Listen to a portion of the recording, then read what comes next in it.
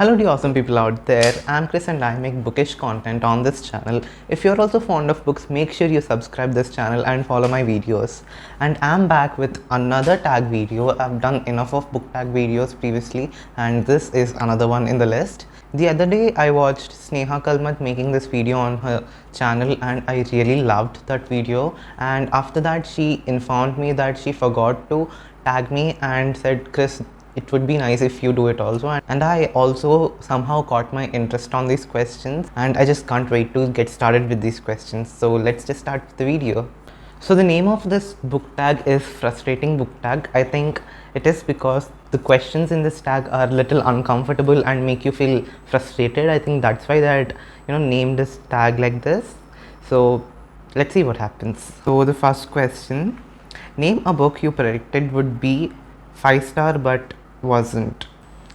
So I Still Think About You, written by Arpit Wagheria, is one such book which I thought I'd be giving this book 5 out of 5 stars because I enjoyed reading it thoroughly. The writing was good and the way the story had came across, it was very natural and all, but its ending had somehow ruined the whole feel. So I then gave this 5 out of 5 stars. I really don't remember how stars I gave this. I have to check out.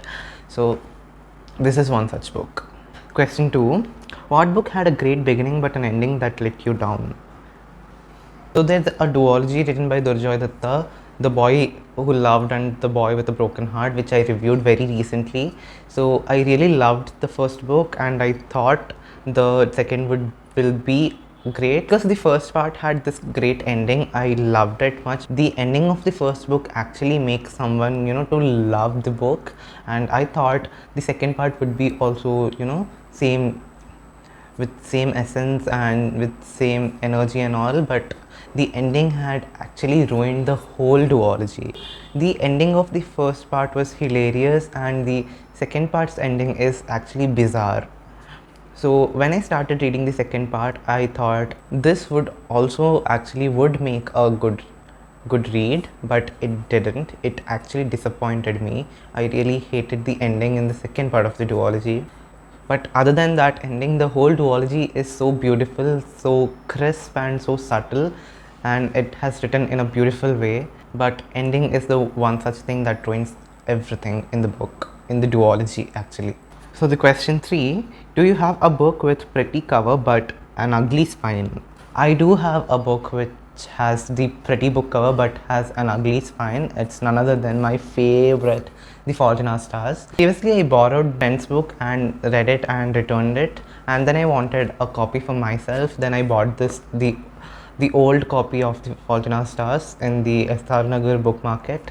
So this was an old copy, so it was somehow ruined when I bought, but I bought this for 100 rupees I guess. So this has the pretty book cover, not damaged or anything, but the spine is so ugly. While reading, I really did like this, and I somehow ruined the spine also, though it had came with a ruined spine. So yeah. So the question 4, do you have a book series that doesn't match in terms of paperback or hardcover or cover or the cover image? I'm not actually a series person. I haven't read any book series yet other than the duology which I mentioned previously. So I really want to start some interesting book series, but I haven't yet. But I do have few books of Agatha Christie, which are these two books are my college library copies, so these are different. These are the old models of the book, and I have the other book by Agatha Christie which is a hardcover. And people often ask me, why don't you maintain same kind of Agatha Christie books, because these don't go with each other. These look somehow irrelevant or somehow asymmetric, but I really don't think that would actually matter, and because the content in the book actually matters, so I don't have a problem with that. So the next question is there a book from your youth you can remember the parts of but cannot remember the name or find anywhere?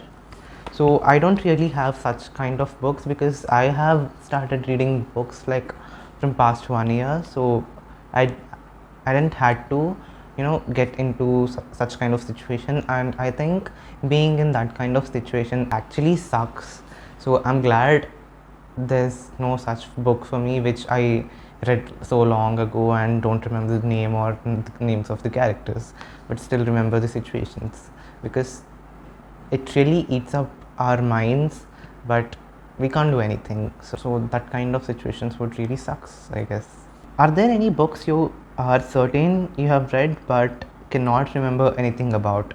So just like the previous answer, I just started reading only 1 year ago, so I don't have such kind of books I don't remember anything about, because you can really take away the any little part of the book which you don't forget in your lifetime.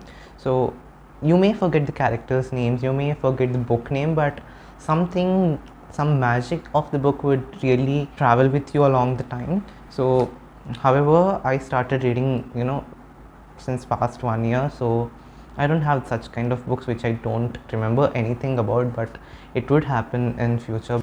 Have you ever recommended a book you loved to someone and they started telling you everything that they didn't like about it? Does it bother you? So before lockdown in my 11th and 12th grade, I didn't had much friends who reads books and ask for book recommendations. But after joining engineering, I acquainted few friends who really loves reading books and ask for suggestions and recommendations.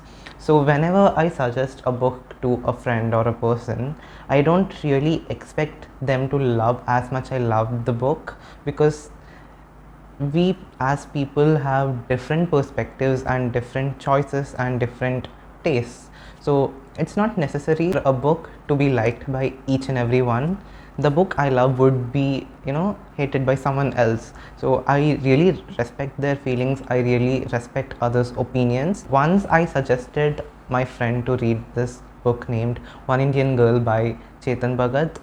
I don't think the book is great, but I've seen that book in a perspective that would really make the book the positive one. But when I suggested my friend to read it, he actually had different perspective about it. Where I hated the male protagonist of the book, he started to hating the female protagonist of book. I have seen the positive sides of the female protagonist, but he had seen only negative sides of the female protagonist, so he couldn't see the negative sides of the male protagonist. So that really bothered me. But then I really thrown that out of my mind, because everyone has their different opinions, because everyone are different. You can't really expect someone to have same opinions and same tastes like you should respect everyone's opinions. So yeah, I just can't believe how rapidly I came to the 8th question. So the 8th question is, what is your worst experience loaning a book to someone? So as I mentioned previously, I didn't had much friends who would ask for my books. I voluntarily gave few friends my books, suggesting them to read these, that they would like it. So, and I believe that they would take care of my books as much as I do. To my faith, they did. So, and also in the second lockdown, on few of my books had stuck in my friends' homes. So they had promised me that they would return me my books safely after everything is over. So whenever I see my bookshelf, I see those missing books and I think of them. So yeah. Question 9. Show me some of your impulsive buys that you have never read. This is actually so embarrassing. This whole row are my impulsive buys. I bought them just because they came to me. They are for very little price. And also this Becoming by Michelle Obama, Hippie by Paulo Coelho, Murder on the Orient Express. So these two books, Sophie Kinsella, The Undomestic Goddess, these are the books that I bought impulsively but haven't read yet. So I'm planning to read all these, so let's see what happens next.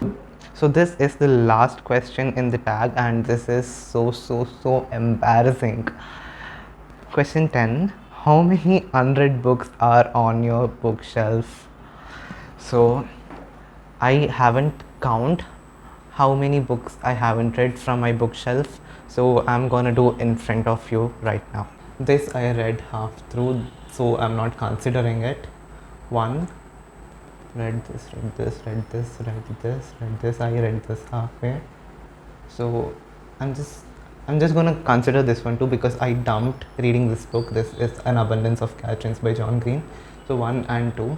3, 4, 5, 6, 7, 8, 9, 10, 11, 12, 13, 14, 15, 16, 17. This I'm not gonna read, so that's why I'm not, counting it.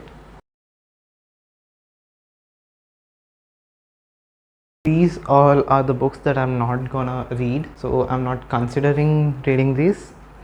So yeah, so there are 20 books that I haven't read from my bookshelf, and that feels so embarrassing to say in front of a camera.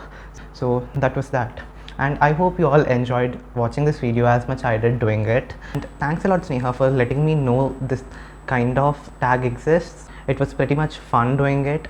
I would like to tag Shrestha from Bibliophiles and Madhu Natarajan for this tag. I really want to see them doing this frustrating book tag. Let's see how that goes. So this was all about today's video. I hope you enjoyed watching it. If you really did, don't forget to subscribe this channel, because that helps me in growing this channel. Hit the bell icon near the subscribe button to get notified whenever I come up with a new video.